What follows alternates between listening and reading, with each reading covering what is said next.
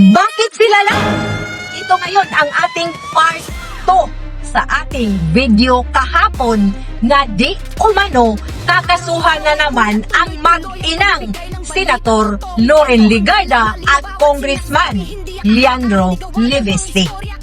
Ang tanong ng taong bayan, pagkatapos kay Senator Dante Marcolita, ang mag-ina na naman ang tinutukan. Bakit kaya ganito? Pero bago pa natin ipagpatuloy ang ating talakayan, ay binabati ko po kayo ng isang magandang araw, Luzon, Visayas at Mindanao, at syempre pa ang lahat ng mga kababayan natin na nasa ibang bansa. Kumusta po kayo? Sana ay nasa mabuti po kayong kalagayan saan man kayo naroroon. Ang magiging topic natin ngayon ay ang part 2 po ng ating video kahapon patungkol sa kaso ni na Senator Loren Legarda at sa kanyang anak na si Congressman Leandro Livesti.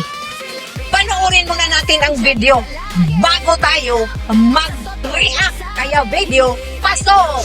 Just yung PTI po kay Senator Loren and Representative Leandro. Plunder, tapos sa 3019, 3HDI, VE. Conflict of interest is one of them. Yung kanilang pagkahawak na eksklusibo sa solar ay talaga nagdulot ng damage sa ating republika sapagkat hindi naman sila tumupad sa kanilang dapat tuparin at hindi nila ginawa yung dapat nilang gawin at para bang basta malinaw na malinaw yung kaso na ang kanilang ginawa ay labag sa batas na sa buong Pilipinas na sila lang ang maaaring mag-produce at gumamit at magbenta ng solar energy na talagang taliwas naman sa batas ng Diyos. Kasi ang araw ay para sa lahat ng tao. Sila ngayon, parang sila ang naging nagmamayari ng araw. Hindi naman makukuha ng 21-year-old, 21 si Leandro nun. Yung prangkisa na exclusive, kung hindi tinulungan ng nanay niya na chairman ng Finance Committee ng Senado. At ginamit niya yung kanyang posisyon para makakuha ng prangkisa yung anak niya. O ayan na, ano daw ang kaso patungkol sa solar?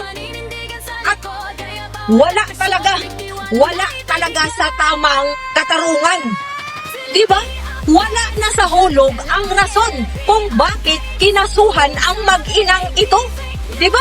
Anong sabi ni Ombudsman Remulla? Na parang sila daw ang nagmamay-ari sa araw. Para namang bata ito kung magsalita. Diba? Tayong mga mamamayang Pilipino ay dapat magpasalamat tayo dahil nagkakaroon na ng solar dito sa ating bansa na sa murang edad ni Congressman Leandro Livesti ay nakapag-imbento po ito ng solar. Diba? Nakasave po tayo ng kuryente dahil napakamahal na ng kuryente ngayon.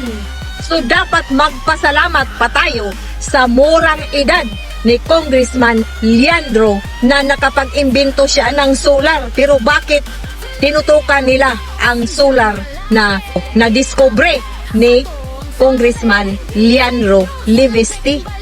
Kayo mga kababayan at mga idol ko, ano po ang opinion ninyo? Diba? Napakalaking tulong po para sa ating mamamayang Pilipino ang solar na yan.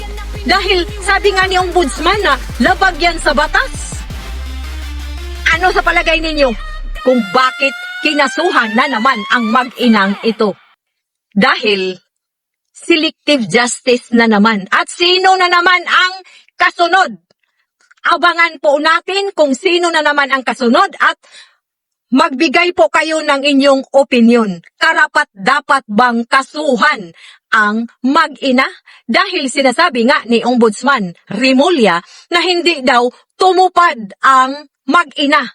Bakit? Ano bang tutuparin?